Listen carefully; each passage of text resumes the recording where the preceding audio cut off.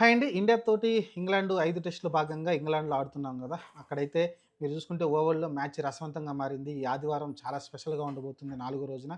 ఎందుకంటే ఇంక టార్గెట్ వాళ్ళొచ్చేసి 324 పరుగులు మాత్రమే కావాల్సింది వాళ్ళ టార్గెట్. కానీ మనకు కావాల్సింది 8 వికెట్లు మాత్రమే. ఓక్స్ ఎట్లా ఆడడు కాబట్టి మనకు కావాల్సింది 8 వికెట్లు. ఆల్రెడీ అలెక్స్ క్యారీ వికెట్ అయితే వాళ్ళైతే కోల్పోయారు లాస్ట్ మినిట్‌లో. సిరాజ్ అయితే ఒక మంచి యార్కర్ తోటి ఔట్ చేయడం చూసాం.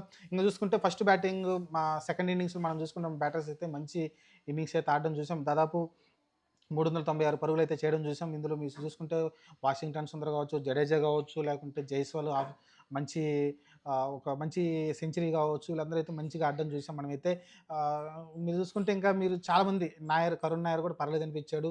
ఓవరాల్‌గా అయితే ఒక మంచి అందరూ ఆడారు. అందరూ కాంట్రిబ్యూషన్ ఉంది. ఇంగా ఆకాశ్‌దీప్ అయితే వేరే లెవెల్ బ్యాటింగ్ అండి. నైట్ వాచ్‌మెన్‌గా వచ్చాడు. అతన్ని చాలా ఫ్రస్ట్రేషన్ చేశాడు. దాదాపు 20 ఓవర్ల దాకా ఆడినట్టున్నాడు. దాదాపు 66 పరుగులు హాఫ్ సెంచరీ చేశాడు. చాలా ఫ్రస్ట్రేషన్ అయితే పడిపోయారు బౌలర్స్ అందరూ కూడా.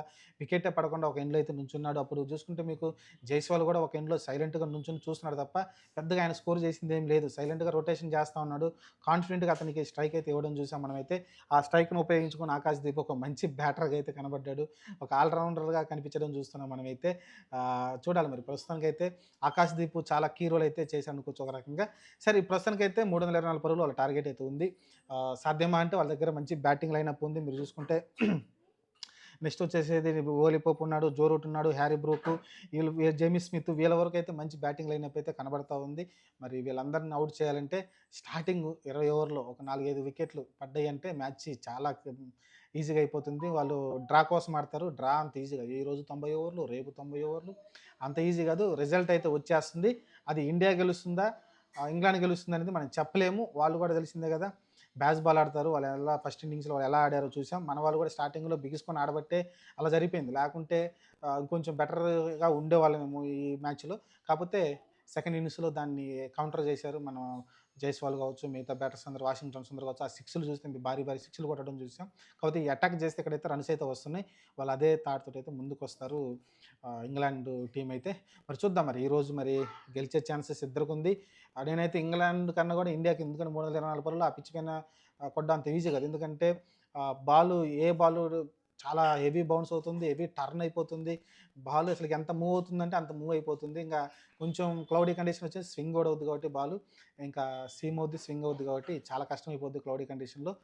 చూద్దాం మరి అదృష్టం ఎవరి వైపు వరిస్తుందో చూడాలి. ఈ మ్యాచ్ మనం గెలిస్తే డ్రా అవుతుంది సిరీస్.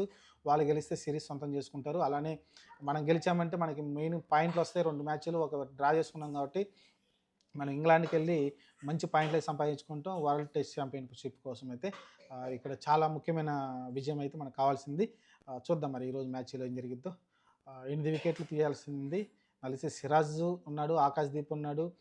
మరి ఎవరు ప్రసిద్ధ్ కృష్ణ కూడా బౌలింగ్ బాగా ఏస్తున్నాడు. అతను టాల్ బౌలర్ కాబట్టి అతనికి కూడా కొంచెం ఇంపాక్ట్ కలిగించొచ్చు. ఎందుకంటే ఫస్ట్ ఇన్నింగ్స్‌లో 4 వికెట్లు తీశాడు సర్ప్రైజ్‌గా. మరి ఈ ఇన్నింగ్స్‌లో కూడా ఒక 4 వికెట్లు లేకుండా 5 వికెట్ తీస్తే ప్రసిద్ధ్ కృష్ణ పైన ఉన్న ఆరోపణలన్నీ తొలగిపోతాయి. చూద్దాం మరి ఏం జరిగిద్దో.